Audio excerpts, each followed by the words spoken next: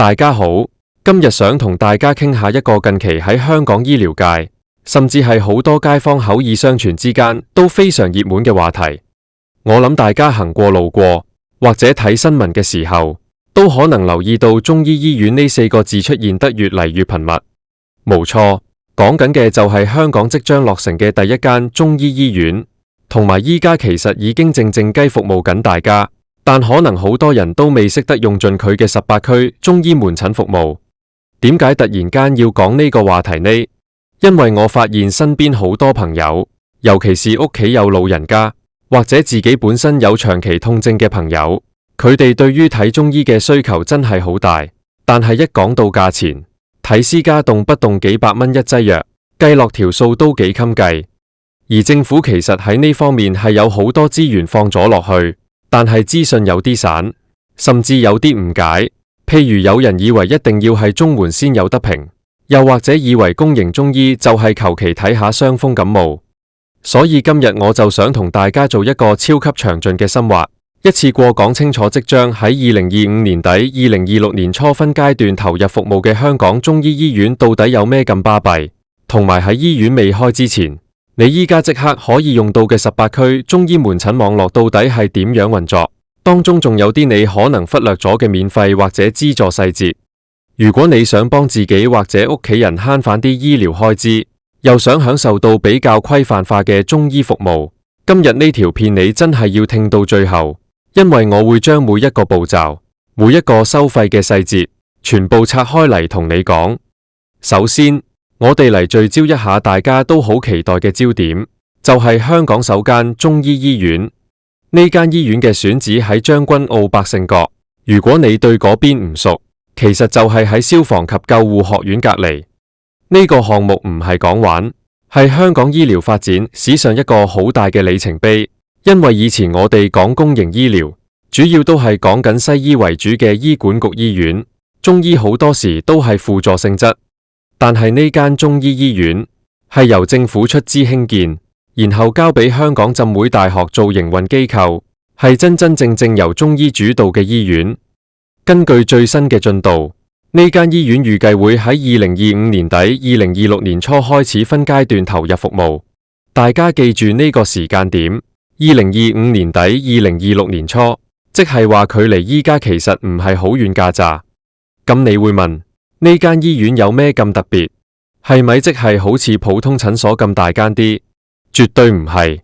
呢間醫院係屬於旗艦級，佢設有400張病床。大家唔好覺得400張好似唔多，以一間專科性質或者特定範疇嘅醫院嚟講，400張床位已經可以處理到好大嘅流量。而且佢最吸引人嘅地方係佢嘅收費模式，政府已經講明。呢間中醫醫院將會提供資助服務，即係大家俗稱嘅公家證。根據醫務衛生局披露嘅資料，中醫醫院嘅資助服務收費會同醫管局轄下嘅公立醫院收費掛鈎。呢個係咩概念呢？即係話，如果你去睇中醫醫院嘅普通科門診，佢嘅收費標準係會參考返依家公立醫院普通科門診嘅價錢。講得具體啲，目前公立醫院普通科門診收費係50蚊一次，咁將來中醫醫院嘅資助門診好大機會都係維持喺呢個水平，或者係非常接近嘅水平。專科門診方面，公立醫院依家首次診症係135蚊，之後複診係80蚊，每種藥費係15蚊。中醫醫院嘅資助專科服務亦都係會參考呢個標準。最重要嘅係，佢哋會有住院服務。以前如果你想住院調理或者做復康，基本上只有西醫醫院揀，但係將來你可以選擇住入中醫醫院。佢哋嘅住院收費預計每日係120蚊，呢個價錢係包埋護理、醫生巡房，甚至係基本嘅治療同藥費，同依家公立醫院急症病房嘅收費係一致嘅。對於需要長期調理或者中風後復康嘅病人嚟講，每日120蚊同私家醫院或者私家安老院舍相比，個負擔真係輕好多。不過大家要留意一點，中醫醫院唔係全部都係平嘢，佢嘅定位係公私營協作，或者可以話係混合模式。政府嘅目標係將當中65%嘅服務定義為資助服務，即係頭先講嘅平價公家證，而剩下嘅35%就會係私營服務，即係私家證。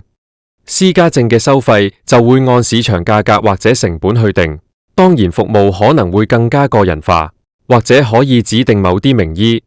但係對於普羅大眾嚟講，嗰65%嘅資助名額先係我哋最關心嘅重點。除咗收費，服務內容都係大家最想知嘅。呢間醫院唔係淨係把脈飲藥咁簡單，佢哋分咗6個主要嘅中醫分科，包括中醫內科、中醫外科、中醫婦科、中醫兒科、中醫骨傷科同埋中醫針灸科。你冇聽錯，係有中醫外科。可能你會諗，中醫都有得做手術。其實喺現代中醫醫院嘅概念入面，外科唔一定係開刀，可能係處理一啲瘡瘍、皮膚病，或者係配合一啲微創技術。而且呢間醫院係強調中西醫協作，即係話喺醫院入面會有西醫支援，譬如你需要照 X 光、照磁力共振，甚至係化驗，醫院入面都有相關嘅儀器同人員，唔使話你睇完中醫，又要拎住張紙跑去出面化驗所照完再返嚟。呢種一站式嘅服務，對於老人家或者行動不便嘅人士嚟講，係非常之重要。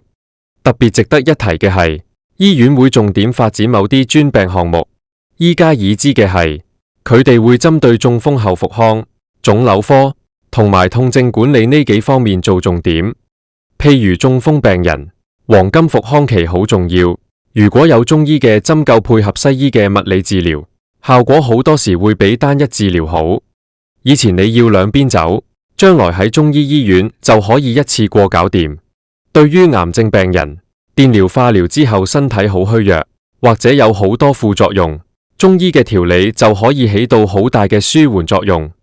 好啦，講完個未來大計，可能你會話，喂，2025年底2026年初先開，仲要分階段，我都唔知等到幾時。依家我有病想睇中醫平啲，有冇計？有，絕對有，而且係遍佈全港18區。呢個就係我想詳細講嘅第二部分重點。18區中醫診所暨教研中心，好多人可能行過見過，但係唔知原來佢哋係屬於政府資助網絡嘅一部分。呢18間診所，每一區都有一間，通常個名會叫做某某區中醫診所暨教研中心。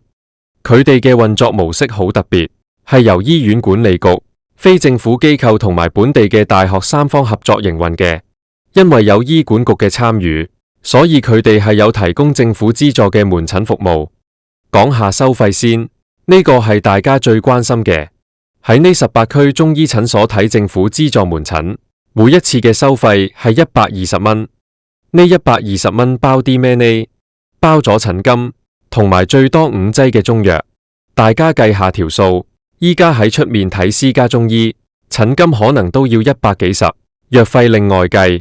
一劑藥60-70蚊係基本，5劑藥隨時都要300-400蚊，加埋診金，睇一次私家醫生500-600蚊走唔甩。但係喺呢度120蚊全包。如果你醫師覺得你需要針灸或者骨傷推拿，只要係屬於資助服務範圍內，都係包喺呢120蚊入面，唔會另外收費。即係話120蚊有得睇醫生，有藥食，甚至有得針灸。性價比真係極高。咁究竟邊啲人可以去睇呢？係咪要查家宅、查資產？唔使，只要你係持有香港身份證嘅合資格人士，你就有資格去預約呢個政府資助服務。不過既然係好嘢，自然就多人爭。以前要排隊排到天光，依家好少少，有手機 app 可以用。但我必須要好誠實咁同大家講，個名額係幾搶手嘅。講到預約，呢度有啲技巧要教大家。依家預約呢18區中醫診所嘅政府資助服務，主要係靠一個叫做18區中醫嘅手機應用程式。你喺 App Store 或者 Google Play 都可以下載到。呢個 App 嘅設計係俾你預約未來24小時或者48小時內嘅籌號。通常佢哋發放籌號嘅時間係朝早11點左右。如果你想睇，最好就係校定鬧鐘，準時入去搶。除咗 App 之外，佢哋都有電話預約，但係電話線路通常都非常繁忙，所以我強烈建議大家學識用個 App， 或者叫屋企嘅後生仔女幫手裝定個 App。除咗一般嘅門診，呢18區診所仲有一個非常重要嘅功能，就係偶發性疾病嘅資助名額，即係話如果你突然感冒、咳嗽、瞓濾頸，都可以試下預約。佢哋大約會有一定比例嘅籌係留俾呢啲偶發性疾病嘅病人。好，講完收費120蚊，大家可能會問，標題唔係話有免費嘅咩？冇錯，係有免費嘅。邊啲人可以免費呢？根據現行政策，如果你係綜合社會保障援助嘅受助人，你係可以獲得豁免收費嘅，即係話你去呢18區中醫診所睇政府資助門診，出示返你嘅證明文件，係唔使俾錢嘅，藥費都包埋。呢個對於基層家庭嚟講，係一個好大嘅福音。除咗綜援，如果你係75歲或以上嘅長者生活津貼受助人，雖然未必係全免，但係你可以利用你嘅醫療券去支付呢個費用。講起醫療券，呢個又係另一個大家成日忽略嘅重點。18區中醫診所除咗政府資助服務之外，佢哋其實仲有提供非政府資助服務。點解要有非資助服務呢？因為資助個籌每日有限，派晒就冇。如果你搶唔到資助籌，或者你想指定睇某個資深醫師，你可以選擇睇佢哋嘅自費服務。雖然係自費，但因為佢哋係由非牟利機構營運，收費通常都比出面純私家嘅診所透明同埋合理。而且最重要嘅係，呢啲診所全部都收長者醫療券。依家年滿65歲嘅合資格長者，每年都有2000蚊嘅醫療券金額。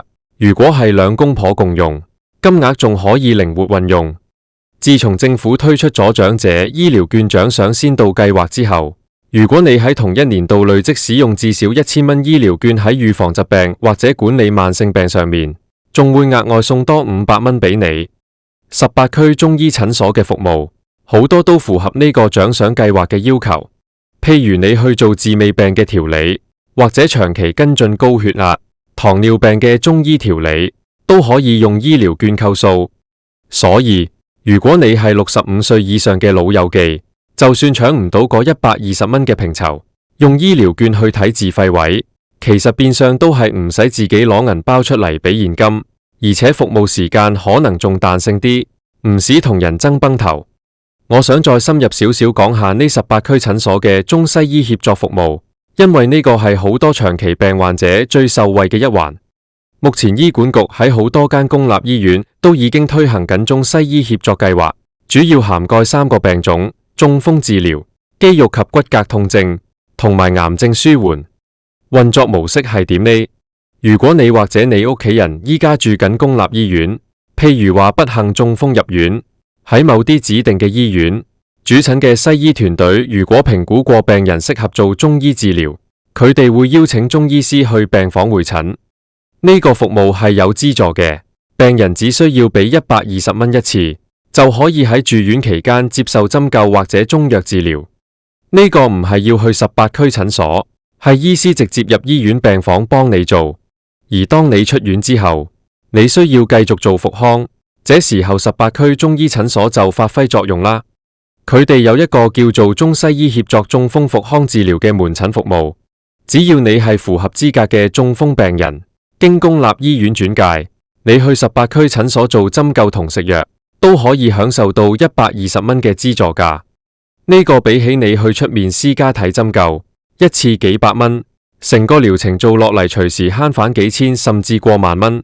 所以如果你屋企有中風康復者，記住一定要問下公立醫院嘅醫務社工或者護士，有冇得轉介去參加呢個中西醫協作計劃。講到呢度，我想同大家整理一下資訊，費事大家亂。依家香港嘅公營中醫服務其實係分咗3個層次，第一層係未來式，即係2025年底、2026年初開嘅香港中醫醫院，佢係全科醫院，有住院，有急症處理能力，有專科，收費參考公立醫院，住院120蚊一日。呢個係將來嘅大本營。第二層係現在進行式，即係18區中醫診所暨教研中心，全港18區區區都有，主要做門診。資助籌120蚊全包，要用入腸籌。綜援人士免費，65歲以上可以用醫療券睇自費位。第三層係協作模式，即係喺公立醫院入面嘅中西醫結合治療，主要針對中風、痛症同癌症，住院期間都可以做到，同樣係120蚊一次。跟住落嚟，我想俾啲好實際嘅建議大家，尤其是如果你係第一次打算用呢啲服務。第一，關於搶籌嘅心態，好多人試過1-2次用18區中醫 App 搶唔到就放棄，覺得係呃人嘅。其實你要明白，全香港咁多長者，個需求係好大嘅。我嘅建議係，唔好淨係睇你自己住嗰區。舉個例，你住觀塘，觀塘嗰間當然最方便，但如果觀塘滿晒，其實你可以睇下鄰近嘅黃大仙或者九龍城有冇位。因為呢個資助服務係無限制你一定要住喺嗰區先睇得嘅，只要你肯跨區，成功預約嘅機會率會大好多。特別係一啲相對無咁人口密集嘅區份，或者交通無咁方便嘅診所，個籌號會無咁緊張。第二，關於準備文件，雖然依家好多嘢都電子化，但係第一次去18區診所登記，記住帶齊身份證。如果你係豁免收費人士，一定要帶埋有效嘅證明文件正本。仲有，如果你係長期病患，最好帶埋你平時喺西醫嗰邊食開嘅藥單或者覆診紙，因為中藥同西藥係有機會相沖嘅。你俾中醫師睇你食緊咩西藥，佢開藥嘅時候就會避重就輕，確保安全。這一點非常重要，千祈唔好以為中醫就唔使理西藥，一定要如實相告。第三，關於治未病，依家中醫好強調治未病，即係病向淺中醫。18區診所除咗睇病，其實都有提供一啲天灸服務，譬如夏天嘅3伏天灸同冬天嘅3九天灸，呢啲係針對鼻敏感、哮喘特別有效嘅療法。18區診所通常都會有呢啲特別服務推出，收費都係非常親民。如果你有鼻敏感，留意住佢哋每年大概6、7月同12月、1月嘅公佈，報名做天灸，效果真係唔錯，而且由註冊中醫師操作，安全好多。另外，講返少少關於中醫醫院嘅人才問題，大家可能會擔心，開咁大間醫院，夠唔夠醫生㗎？其實政府同幾間大學已經做咗好多準備，依家幾間大學嘅中醫學院學生畢業之後都要去實習，而18區中醫診所就係佢哋其中一個最重要嘅培訓基地。這也是為什麼那些診所叫做教研中心。你在那裏看到的年輕醫師，很多都是經過嚴格的大學訓練，並且有資深醫師督導的。到了2025年中醫醫院開張，這批已經累積了臨床經驗的醫師，好大機會就會成為中醫醫院嘅骨幹。所以大家唔使太擔心質素問題。香港嘅中醫規管制度喺亞洲地區嚟講算係相當嚴謹嘅。再講多少少關於長者醫療券嘅運用技巧。頭先提到65歲以上可以用醫療券，其實如果你同配偶大家都年滿65歲，你哋可以登記共用醫療券，即係話如果你老公身體好，冇咩點用，而你關節痛想睇多幾次中醫，你可以用埋佢嗰份。喺18區中醫診所嘅自費服務度，呢個功能係用得着嘅。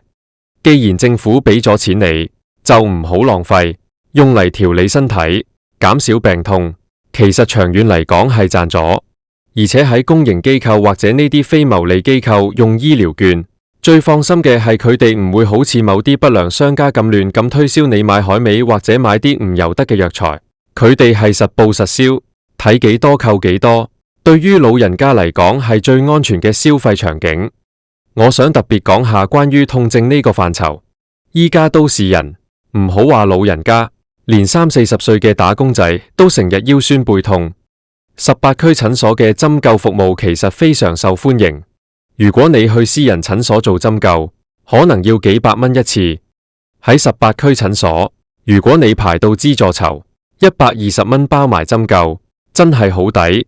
不過要留意，針灸唔係話你想做就做，要經過醫師診斷，認為你個病適合針灸先會同你做。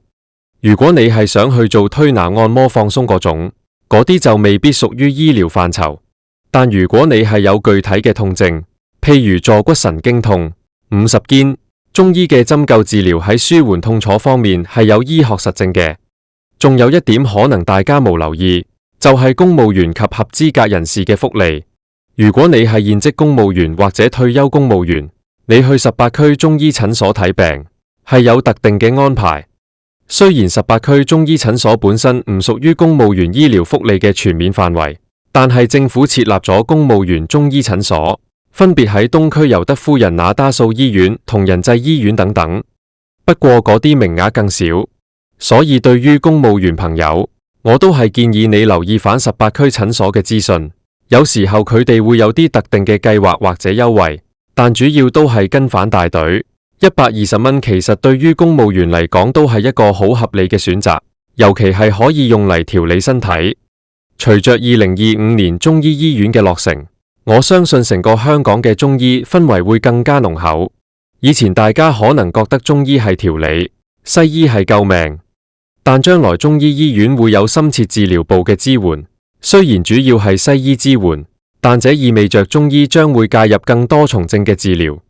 這是一個觀念上嘅大轉變。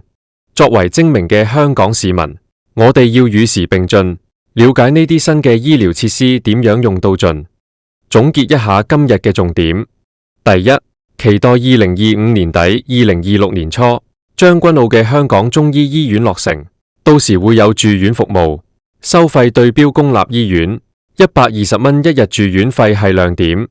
第二，依家如果你有需要，即刻下載18區中醫 App， 善用遍佈全港嘅18區中醫診所。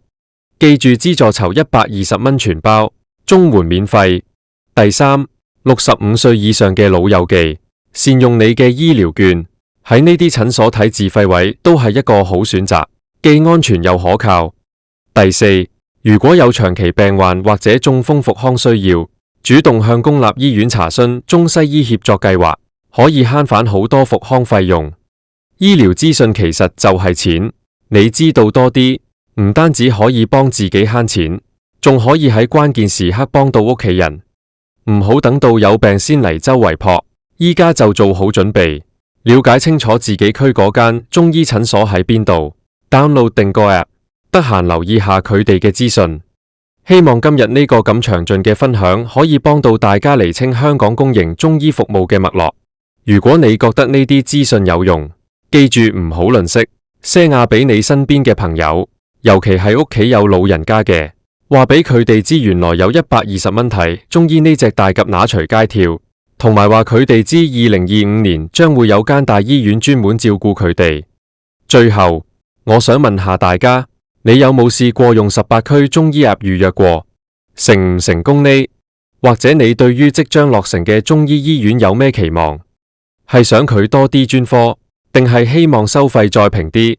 我哋下次見，拜拜。